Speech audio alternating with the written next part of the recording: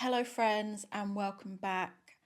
I cannot believe we've made it to episode 200. 200 episodes of trying to make Claire Maria happen. I thought I'd do a little chatty video just to celebrate this because people always do this when they hit a subscriber milestone. But for me, I want to document every time I hit a certain video threshold. And I remember doing one of these years ago when I got to 100. And when I got to 100, I was like, oh my God, I've got to 100 videos. And now I can't believe I've got to 200. I've got to 200 videos that I've put out on the internet. And not just shorts or easily, made content. These are like sit down chats and talks about topics. And I've got some green tea. What is it? It's green tea and Moroccan mint. So it's a bit upmarket. And just have a little random chat. The thing is, as you know, I decided to go pro. And I kind of thought that in my head, if I put out a lot of videos, there'd be so much more traction than there usually is. And it hasn't kind of worked out how I thought it was. There was this initial push, and I had two videos that I thought did really well that I was really surprised about. I was really surprised that the tarot addiction one really took off on the algorithm. I was really surprised about that. I thought literally it'd just be my core audience that watched that, but that really took off for some reason, and I was really shocked. And then the one about looks maxing. The one about looks maxing, I thought, yeah, that probably would get some traction, and that did really well. And then my videos just decided to just tail off a bit. And the thing is, when I used to do really deep personal videos about myself, people used to watch them.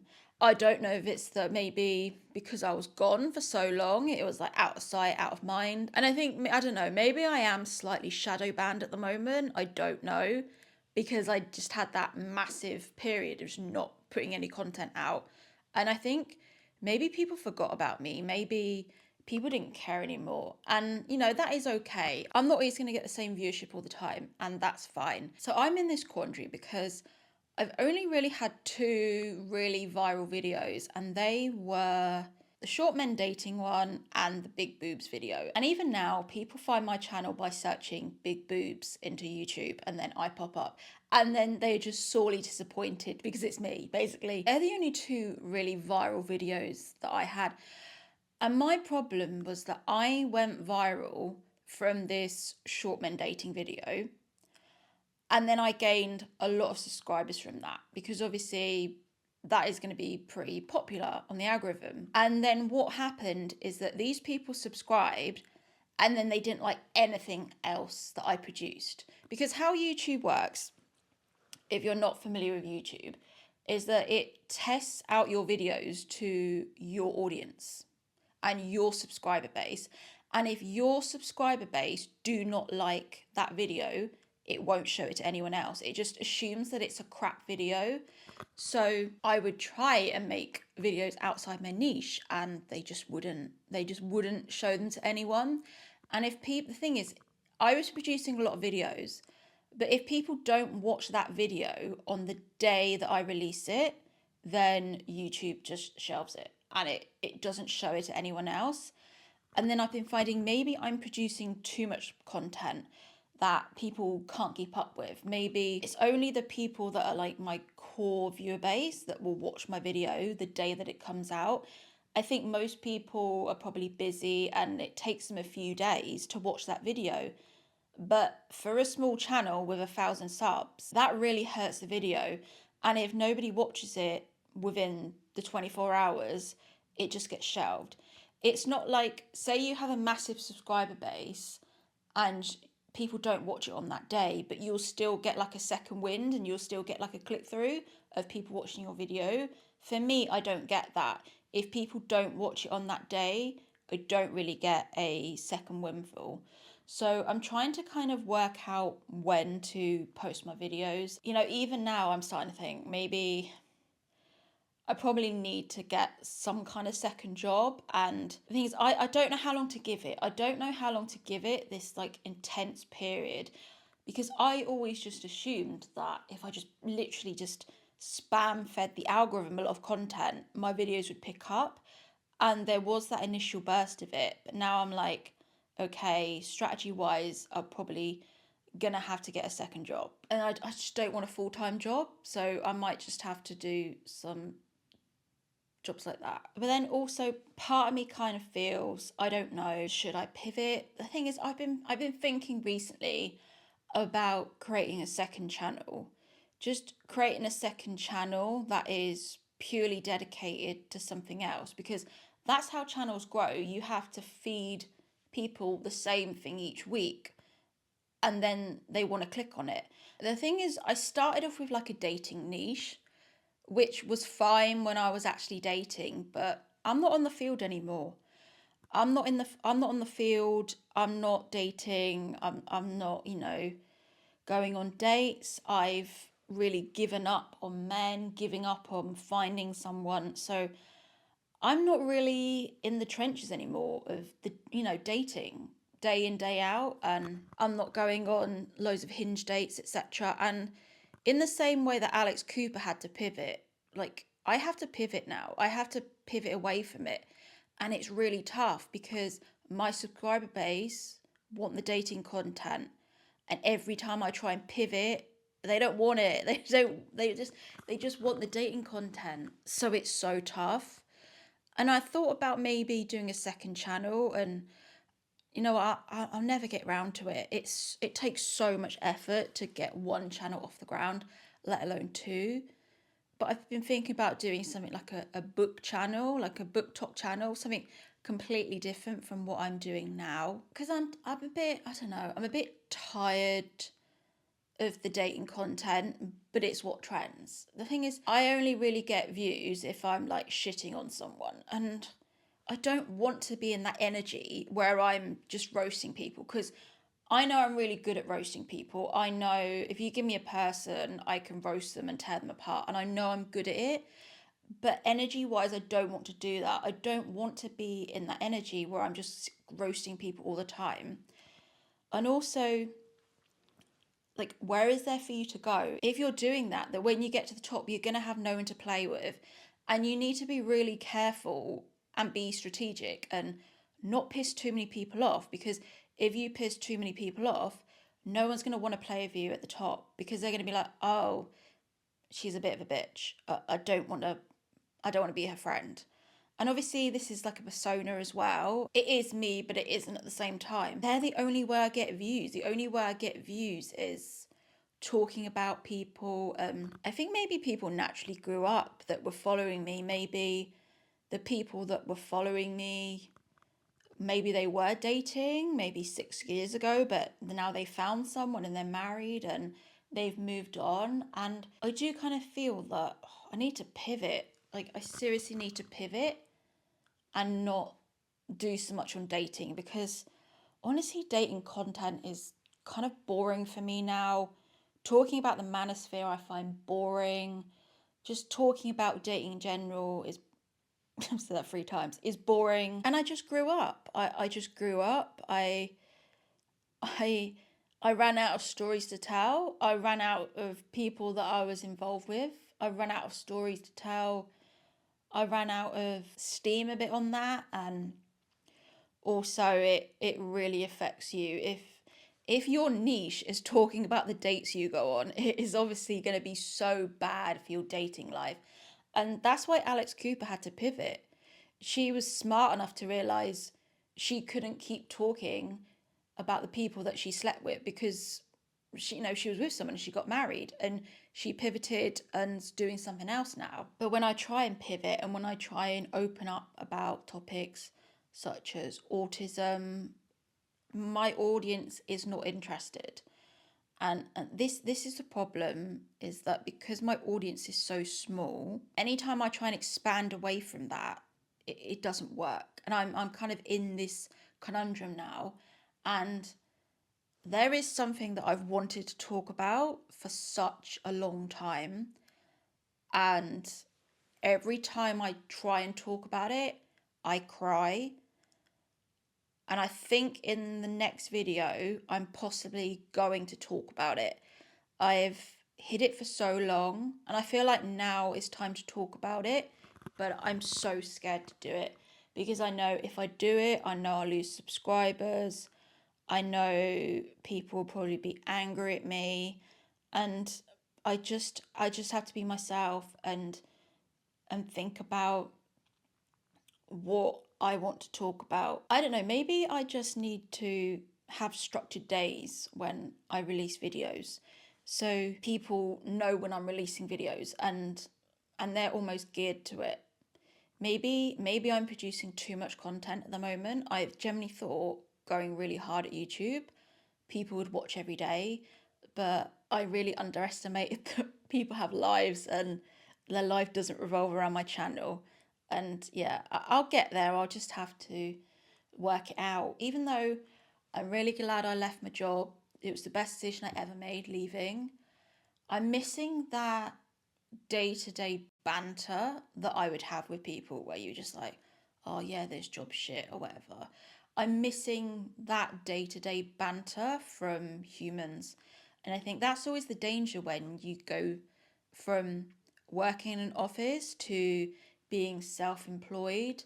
You miss that banter, and until you build up your company and you obviously make money and then you employ more people and then you get that back again, when you're in that transition period from going from working for someone and then going self-employed and then trying to build something, that's what I'm really struggling with at the moment, is just the banter. And obviously I've talked about my friendship journey on here, how I'm kind of in that in-between stage where you're in that middle period where the people at the top don't want you to be their friend because you don't have enough subscribers and you can't give anything to them. You can't make them earn money, so they don't want you. But then your old friends think that you're too big for your boots and you think that you're above them because you left the matrix, you left the corporate world, and you're trying to make it on your own. And then they think that you think they're better than them when it's not that at all. It's just that I obviously want to progress, but I'm just in that middle stage where, yeah, these people don't want to be my friend, and then these people are like, who the fuck do you think you are? Thing is, I would, if I had the money, I would volunteer more. I would, if I had money, I would volunteer at like a food bank or something, just to obviously help people, but to have a bit more social interaction. But realistically, I need to focus on making a bit more money so that I can just put it into the channel. And I've said to myself, by the end of the year, to take to the next level, I need to do Final Cut Pro. I need to export in 4K. I need to get a new lens for my camera. There's things that I need to do, but I just need to, in a way, feel that there's point in me doing that. There's no point in me just paying out all this money if my videos are going to be watched by a handful of people. There needs to be a bit of, come on universe, give me a bit, and then I can put it back into my channel, like Mr. Beast, where he literally, every time he gets money, he just puts stuff back into his channel. That's what I want to be like. Can you, in the comments, can you let me know what you want to watch and what kind of days that you watch as well? That would be really handy because I'm assumed that people clicking on this video are going to be regular viewers rather than outside viewers. What kind of stuff do you like me talking about? Do you like the personal stuff, or do you like when I talk about a topic and branch out from that? Do people still like the dating content? That's the thing. I mean, I guess that is my niche, but I'm not, I'm not on the field, I'm not on the pitch, so it's difficult for me to keep talking about dating when I'm not doing it and I've given up on men. And I don't want to produce videos that are like, oh, men, because I know that it's just me being unfortunate. It's just me being unfortunate of I didn't meet someone rather than men being the problem. For me, it's just luck. It's just literally luck if you find someone. It's nothing that you do, it's just literally where you live, luck, how your lifestyle has been. I mean, I worked in an office for 13 years and saw the same people every day. There wasn't a lot of chance for the universe to just put someone in my path because I was going to the office and seeing the same 30 people every day, and most of them were married. Do you remember that story time I did about my office crush like so long ago? Like there was no one. There was no one at work that I could realistically start anything with. Should we just end this with me talking about my crushes or something funny? So obviously, like, I'm single, etc., and my love life is just in the toilet. So my American crush that I really liked, he was married. Sad times.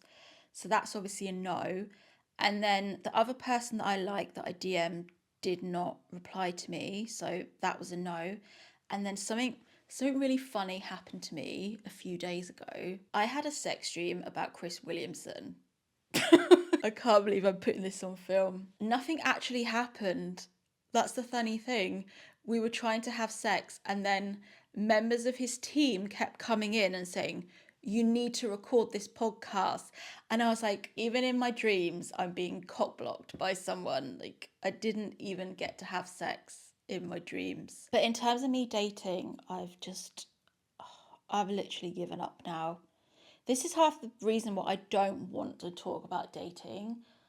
It's because it's just opening up a wound for me constantly of like, oh, I haven't found anyone, and just keep talking about dating. It's like, oh, I don't want to keep talking about dating. I'm done now. Unless a miracle happens, I'm generally done and I don't really want to date anymore. I obviously want the outcome of it, but I don't want to date anymore. That's half the reason I don't want to talk about it, because most of it is geography based. Well, there's so many reasons. There's geography based, there's no one I like. Obviously, I've got older, so it's harder to meet someone when you get older.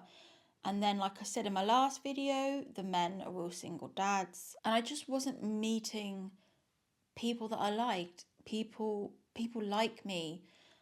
I like really smart people. And if people around me are just watching I'm a celebrity, get me out of here, my brain switches off and my vagina switches off. Can't be dealing with people that aren't inquisitive, that don't like to expand their mind. I can't be dealing with people like that. And I guess when you get to a certain age, you've fully rounded your character, and you don't really want to let someone in, because when you get to a certain age, you've got your likes, you've got your dislikes. If you're playing the game right, you're working towards something that's bettering yourself, or maybe you're not. Maybe you're just happy where you are. And for me, it's having the peace disturbed. For me, there's a certain level of peace. And sadly, a lot of men, not all men, really just disturb your peace. A lot of men create drama. A lot of men create anxiety. And a lot of men put me at dis-ease because they're not open, they're not communicative, and they put me at dis-ease. This is why a lot of women are single. Once you've got to a certain age and you've had sex and there's no mystery about that, a man has to offer more. He has to offer more than just that physical comfort. After a certain age, a man has to... Did I say this in my last video? The words escaped me. I'm getting brain rot after 30 minutes talking. But a man has to elevate your life, basically. I'm not interested in someone just being there. Someone just being there having sex with me. That doesn't interest me. For me, a man has to elevate my life. And we're not talking about riches, because this is the thing with wealth. I talk about wealth a lot. I just don't mean money. When I mean wealth, I mean spiritual wealth. I mean happiness. For me, wealth isn't just about how much money a man's bringing in, because I know eventually I'll bring my own money in and I'll be fine. But just to have a happiness of life. I don't want a man that is bringing constant drama, is bringing negativity. And obviously, no one's perfect. We all have down days, and I don't want. This is the thing. I don't want drama from a man. After a certain amount of time and dating, I don't want the drama anymore. I'm done with the drama. I'm done with the roller coasters. I'm done with the looking at my phone thinking, is he going to text me back or not? Like, I'm done. And they always say, just don't look at your phone and just have plenty of hobbies, as if a man has ever slept with a woman because of the hobby that she's done. I think what I really want is just a man that I can be at peace with. Just be at peace with. He can be reading a book.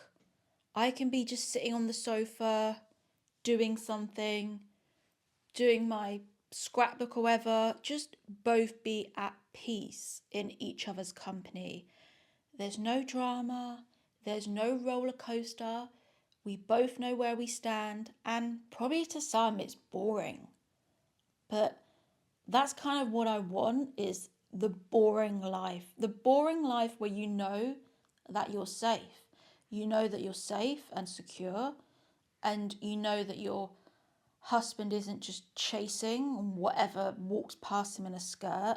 Just that peace and that calmness. Until I find that, yeah, I'm going to be riding solo forever, probably. But at least we got to 200 videos. I wonder if I'll get to 300. That's the thing. I really don't know. I don't want to gaslight you, but I don't know if I'll be doing this forever. I think there'll probably be a point where there comes to a natural conclusion of the story. I think, without quoting Natasha Bedingfield, it's possibly still a bit unwritten at the moment. It's still a bit undecided. I feel like there's still a few more seasons to go. I think we're probably on about season 6 by now. Have you noticed when you watch something on TV, after about season 6 or 7, it starts to peak? Like The Office. After Michael Scott left, it wasn't the same, was it? I did like Robert California. I thought he was really funny, but I don't want to still be making videos if no one's watching. Here's to 300 people. Here's to never giving up on your dreams. See you later.